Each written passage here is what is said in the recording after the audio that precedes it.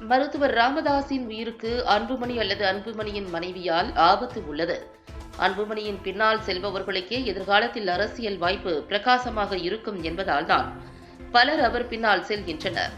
வன்னியர் சங்க முன்னாள் தலைவர் காடுவெட்டி ஜே குருவின் உறவினரும் மாவீரன் வன்னியர் சங்க நிறுவனருமான விஜிகே மணிகண்டன் பேட்டி. பாமக நிறுவன தலைவர் மருத்துவர் ராமதாசுக்கும் அவரது மகன் அன்புமணி ராமதாசுக்கும் இடையே மோதல் போக்கு அதிகரித்துள்ள நிலையில் வன்னியர் சங்க முன்னாள் தலைவர் காடுவெட்டி ஜே குருவின் உறவினரும் மாவீரன் வன்னியர் சங்க நிறுவனருமான விஜிகே மணிகண்டன் மயிலாடுதுறை அருகே வழுவூரில் செய்தியாளர்களை சந்தித்தார். அப்போது அவர் கூறுகையில், இன்னைக்கு பாமகவில் என்ன பிரச்சனைன்னு கேட்குறீங்க. இந்த கட்சியை உருவாக்குறதுக்கு பல்வேறு ஆண்டு காலமாக கஷ்டப்பட்டு உருவாக்குனர் ராமதாஸ். அந்த கட்சியை வழிநடத்துகிற ஒரு பக்குவமும் அந்த தலைமை பண்பும் அவருக்கே உரியது.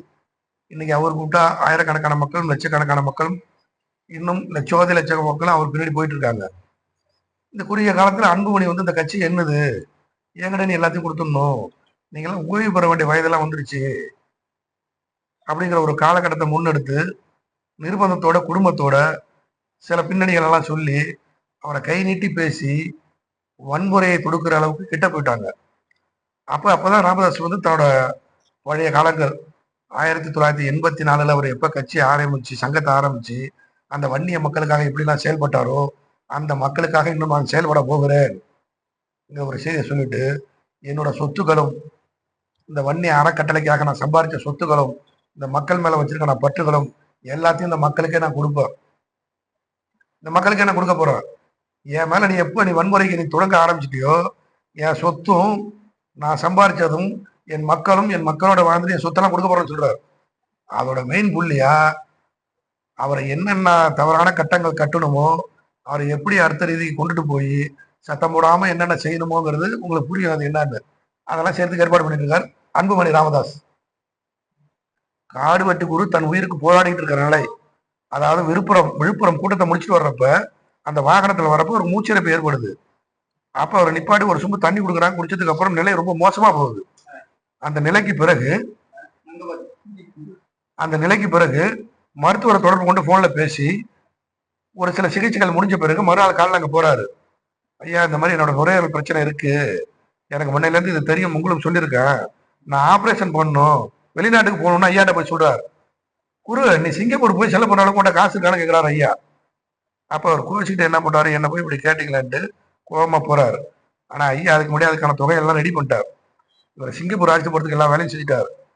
அந்த பாஸ்போர்ட் இருக்கா இல்லையா, போக முடியாதாங்கிறதெல்லாம் அன்புமணி திருப்பி உள்ள நீ எதுக்கு அத்தனை லட்சம் செலவு பண்ணணும், அவருக்கு பாஸ்போர்ட் இல்லைன்னு சொல்லு, அவர் ஆட்சிக்கு போக முடியாதுன்னு சொல்லு அப்படின்னு சொல்லி அவரை இங்கேயே தங்க வச்சு காடுவெட்டி குருவை மருத்துவ கொலை செய்தது அன்புமணி ராமதாஸ் தான். இது வருங்காலத்துல ராமதாஸே சொல்லுவார். இதனால தெளிவா பதில் சொல்லுங்க. காடுவெட்டி குருவை மருத்துவ கொலை செய்தது அன்புமணி ராமதாஸ் தான். இதை நான் இப்ப சொல்ல, மே 25 செத்து போனார். 2007 வருஷம் ஆகுது. 7 வருஷத்துக்கு முன்னாடியே அவர் சாக போற 15 நாளைக்கு முன்னாடி சொல்றார். அவர் செத்து போயிட்டார். செத்து 10 நாளாவது சும்மா ஆஸ்பத்திரியில் வச்சுட்டு பூச்சாண்டி காட்டினாங்க. அதாவது முன்னாள் முதலமைச்சர் ஜெயலலிதா இறப்பு போல இந்த இறப்பும் அப்படியே உள்ளார வச்சுட்டு பூச்சாண்டி காட்டி எல்லாரையும் சுத்தி இருக்கிறவங்க ரெடி பண்ணி காவல்துறையெல்லாம் முடிச்சுக்கிட்டு இங்க போனா எந்த கலவரமும் வராத அளவுக்கு எல்லாம் பண்ணிட்டு அன்னைக்கு ராமதாஸை கையை கட்டி வாயை பத்தி ஊனமா இருக்க வச்சுட்டாங்க. அன்னைக்கு செத்து போயிருந்தார் ராமதாஸ். உண்மையிலே ராமதாஸ் நல்ல மனுஷா. என்ன சொல்றாருன்னா, இன்னைக்கும் காடுவெட்டி குரு இருந்தா என் மேல நீ கையை வச்சிருப்பேடான்னு கேட்கிறார். காடுவெட்டி குரு இருந்திருந்தா என் மேல உன்னால கையை வைக்க முடியுமாங்கிறார். என் மூத்த போட அவனு இப்ப சொல்றார், காலம் கடந்து சொல்றார். அன்னைக்கும் சொன்னார், இன்னைக்கு சொல்றார், நாளைக்கு சொல்லுவார், இதுக்கப்புறம் சொல்ல மாட்டார். இப்போ கட்சியோட வளர்ச்சிக்கும் அன்பாடு பண்றீங்க சொல்றீங்க. ஆனா அவர் கூப்பிட மாவட்ட நிர்வாகிகளோட ஆதரவே கம்மியா இருக்கு. ஒண்ணும் இல்ல, அதுக்கு சரியான விளக்கம் நீங்க புரிஞ்சுக்கணும். சரியான விளக்கங்கள் நீங்க புரிஞ்சுக்கணும். சரியான விளக்கம் புரிஞ்சுக்கணும், நல்லா புரிஞ்சுக்கணும். அந்த ஆள் இருக்கிறது இன்னும் 2 மாசமா 3 மாசமா தெரியல. அப்ப அவருக்கு முடிவு பண்ணிட்டாங்க, முடிச்சிருவாங்க, அவரையும் முடிச்சிருவான்ட்டு முடிவு பண்ணிட்டாங்க. அவர் இருக்க போது 2 மாசமோ 3 மாசமோ 3 வருஷமாலாம் தெரியாது. என் பின்னாடி இருக்கவங்கலாம் ஒரு வாய்ப்பு உண்டு. பொறுப்புக்கும் பதவிக்கும் பணத்துக்கும் என் பின்னாடி எவன்லாம் வரீங்களோ அவங்கெல்லாம் நிக்கலாம். இன்னைக்கு நிக்கிற ஒரு பயனும் கட்சி ஆரம்பிச்சு கட்சிக்காக உழைச்சி இன்னைக்கு மருத்துவர் ராமதாஸோட கால் படாத இடமே கிடையாது தமிழ்நாட்டுல, எல்லா கிராமத்திலையும். அன்புமணியோட கால் எந்த கிராமத்துல படிச்சாலும் கிடையாது. டெல்லி தலைநகரமா இருக்கும், சென்னை உயர்நீதிமன்றமா இருக்கும், இல்லைன்னா மற்ற மற்ற மதுரை உச்ச நீதிமன்றமா இருக்கும். இந்த மாதிரி ஒரு முக்கியமான இடங்கள்ல தான் அவர் கால்பட்டு முடிஞ்சு சேரியிலையும் பாமர மக்கள் இருக்கிற இடத்துலையும் முடியாத மக்கள், ஒடுக்கப்பட்டவர்கள், தாழ்த்தப்பட்டவர்கள், முடியாத மக்கள், ஏழை எளிய மக்கள் இடத்தெல்லாம் அன்புமணி போயிருக்கவே மாட்டார். தொட்டா திட்டு கையை துடைப்பார், இவனா கூட்டு வந்து இல்ல அதை ஊத்த சொல்லி துடைப்பார். ராமதாஸ் அப்படி இல்ல, அந்த வீட்டு வாசல்ல உன் பணத்தை தூக்க வேணா நான் தூக்கவேண்டா, அந்த பணத்தை தோல்ல சுமந்தவர். அந்த பழைய நிலைமைக்கு திரும்பி வந்திருக்காரு ராமதாஸ். அதனாலதான் நான் அதை பேசுறேன். இப்போ அன்புமணி வந்து சிறு வயதிலேயே வந்து கேபினட் மினிஸ்டரா பொறுப்பு வாங்கி வந்து தவறு அப்படின்னு சொல்லியிருக்காரு. இந்த நிலை வந்து இந்த போராட்ட பிரச்சனையை முடிச்சு வைக்கிற வகையில முகுந்தன் வந்து அவரோட பதவி ராஜினாமா பண்றதா அறிவிச்சிருக்காரு. நல்ல விஷயம், நீங்க கேட்ட சரியான விஷயம். காடு வெட்டி குறுக்கே அந்த நிலை, ராமதாஸோட நிலை என்னங்கிறது இறைவன் முடிவு பண்ணுவார். அவரை யாரும் செய்யல முடியாது. தள்ளாடதான் இளமையெல்லாம் தாண்டி இளமையெல்லாம் சந்திச்சுட்டு இளமையிலே வாழ்ந்து இளமையோட பக்குவம் என்னன்னு தெரிஞ்சுட்டு இன்னைக்கு முதிர்ச்சி அடைஞ்சிட்டார். அவர் வாழ போற காலம்ங்கிறது வந்து அதை நம்ம யாரும் முடிவு பண்ண முடியாது, அதை இறைவன் முடிவு பண்ணும். அவருக்கே அந்த நிலைமைங்கிறப்ப அவருக்கு பிறகு நாளா என்ன செய்ய முடியும் அப்படிங்கிற ஒரு கட்டம் வர்றப்ப தங்கச்சி, அக்கா, அக்கா மாமா, மச்சான், மாமா, இன்னைக்கு பல்வேறு கட்டமான கோடிக்கணக்கான சொத்துலாம் இருக்கு. அது யார் பேர்ல இருக்குன்னு தெரியல. எல்லா கையும் அன்பு, எல்லாத்தோட டாக்குமெண்ட்ஸ் எல்லாம் அன்பு பண்ணிக்கிட்டே இருக்கு. அப்ப என்ன பேசுவாங்க அவங்க, என்ன பேச முடியும்? பண்ணிதான்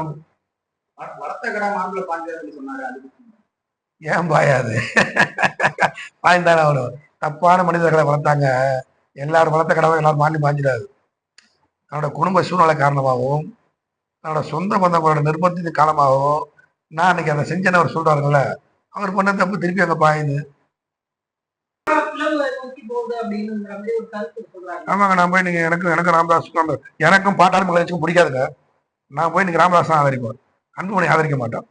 அன்புமணிக்கு உழைக்க தெரியாது, உரிமைகளை மதிக்க தெரியாது, அடுத்தவங்கள உட்காந்து பேச தெரியாது, வந்தவங்களோட கூட்டம் உட்காந்து சரி சமமா பேசி ஒரு டம்ளர் தண்ணி குடிக்க முடியாது. அதுக்கெல்லாம் உனக்கு தகுதி இல்லாதவன் நீ ஐநா சபையில பேசலாம், 108 உண்டாக்கி இருக்கன்னு சொல்லலாம், இன்னும் மற்ற கருத்துல நீ நிறைய சொல்லிட்டே இருக்கலாம். என்ன செய்ய முடியும்? நீ எதுவுமே செய்ய முடியாது.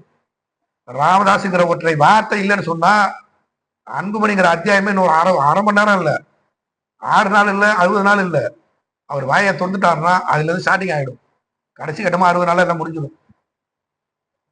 இப்போ எம்பி எலெக்ஷன் அப்போ நான் வந்து அதிமுக ராமதாஸ் சொன்னாரு சொல்லியிருக்காரா, ஆனா அன்புமணி வந்து பிஜேபி கூட்டணி பண்றது அன்புமணியும் சௌமியாவும் காலில் இல்ல, அது மறுக்க முடியாத விஷயம், அது உண்மையான விஷயம். அது யாரும் மறுக்கலாம் முடியாது.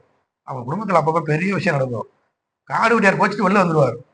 காடு வெட்டியார் போச்சுட்டு, ஐயா நீங்க இந்த சமுதாயத்துக்கும் இந்த மக்களுக்கும் ஒரு சாதகமான சூழ்நிலை வர்றப்ப கூட நீங்க தலை வணங்கி போயிடுறீங்க. ஐயா என்ன பண்ண சொல்றேன், என்னால என் பொண்டாட்டி ஒரு பக்கம், புள்ள ஒரு பக்கம், பொண்ணு ஒரு பக்கம், குடும்பம் எல்லாம் என் காலில் விழுந்து அழுவுது, நீ வந்து பேசு அப்படிங்கிற சொல்ல அப்பயே இருந்தது அந்த சமாதான சூழ்நிலை. அப்ப குடும்பத்தின் நிர்பந்தத்தினாலதான் வந்து அவர் அன்னைக்கு அந்த கூட்டணிக்கு போனார். உண்மை அதுதான். அவங்களுக்கு தேவைன்னா காலை பிடிச்சிட்டு வருவாங்க, தேவையில்லைங்கிறப்ப அவரோட கதையை முடிக்கிறதுக்கு அடுத்த ஏற்பாடுலாம் பண்ணுவாங்க. அதை நல்லா தெளிவா சொல்றேன் கேளுங்க, அதை மட்டும் நல்லா போடுங்க வேகமா. வெகு விரைவில் ராமதாஸ் உயிருக்கு ஆபத்து இருக்கு.